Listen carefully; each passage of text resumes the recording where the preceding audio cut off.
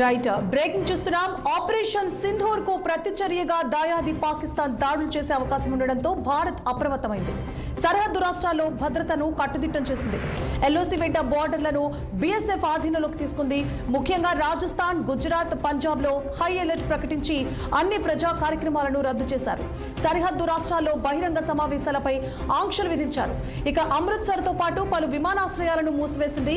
పంజాబ్, రాజస్థాన్ సరిహద్దులు మూసేసి బోర్డర్ గ్రామాల ప్రజలను సురక్షిత ప్రాంతాలకు తరలిస్తున్నారు. అటు సరిహద్దు ప్రాంతాల్లోని అమాయక ప్రజలను లక్ష్యంగా చేసుకుని పాక్ వరుస దాడులకు పాల్పడుతుండటంతో రాజస్థాన్, పంజాబ్ ప్రభుత్వాలు పోలీసులకు సెలవులు రద్దు చేశాయి.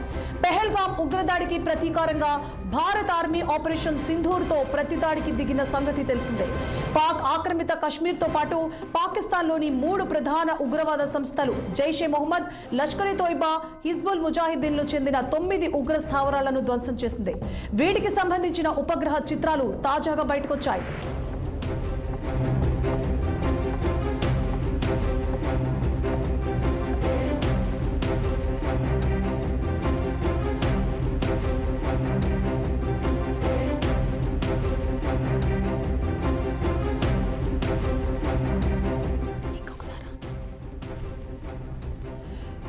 ఆపరేషన్ సింధూర్ కు ప్రతిచర్యగా దాయాది పాకిస్తాన్ దాడులు చేసే అవకాశం ఉండడంతో భారత్ అప్రమత్తమైంది. సరిహద్దు రాష్ట్రాల్లో భద్రతను కట్టుదిట్టం చేసింది. ఎల్ఓసి వెంట బోర్డర్ లో బీఎస్ఎఫ్ ఆధీనంలోకి తీసుకుంది. ముఖ్యంగా రాజస్థాన్, గుజరాత్, పంజాబ్ లో హై అలర్ట్ ప్రకటించి అన్ని ప్రజా కార్యక్రమాలను రద్దు చేశారు. సరిహద్దు రాష్ట్రాల్లో బహిరంగ సమావేశాలపై ఆంక్షలు విధించారు. అమృత్సర్ తో పాటు పలు విమానాశ్రయాలను మూసివేసింది. పంజాబ్, రాజస్థాన్ సరిహద్దులు మూసివేసి బోర్డర్ గ్రామాల ప్రజలను సురక్షిత ప్రాంతాలకు తరలిస్తున్నారు.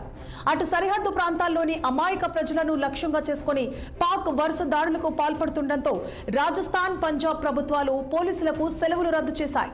పెహల్గాం ఉగ్రదాడికి ప్రతీకారంగా భారత్ ఆర్మీ ఆపరేషన్ సింధూర్ తో ప్రతిదాడికి దిగిన సంగతి తెలిసిందే. పాక్ ఆక్రమిత కశ్మీర్ తో పాటు పాకిస్తాన్లోని 3 ప్రధాన ఉగ్రవాద సంస్థలు జైషే మొహమ్మద్, లష్కర్-ఇ తోయిబా, హిజ్బుల్ ముజాహిద్దీన్లకు చెందిన 9 ఉగ్ర స్థావరాలను ధ్వంసం చేసింది. వీటికి సంబంధించిన ఉపగ్రహ చిత్రాలు తాజాగా బయటకొచ్చాయి.